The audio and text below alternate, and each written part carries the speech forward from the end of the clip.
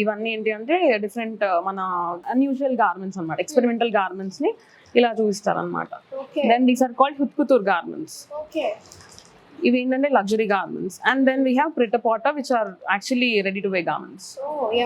So వాళ్ళకి collaboration, I mean ఆ difference తెలియాలి కాబట్టి will teach them that.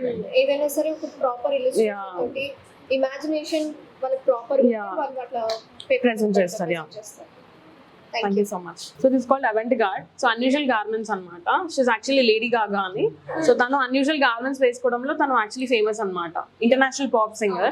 So tanave inspiration teeskoni they can actually create all experimental garments. Manaki ela India lo Urfi Javed elago she's international designer annamata. Design vesukone costume celebrity. And this is called as haute couture. So ఇవేంటంటే అన్ని luxury garments అనమాట, వేరెన్ మనకి అన్ని boutiques లో ready అవుతాయి కదా, same kind like Manish Malhotra, సబ్యసాచిలో. So those are called haute couture garments.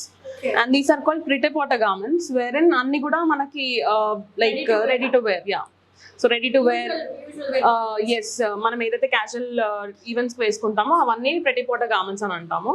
And ఇవన్నీ కూడా మనకి Myntra, Ajio, even Zudio, west side లాంటి మాల్స్ లో కూడా దొరికిపోతుంది.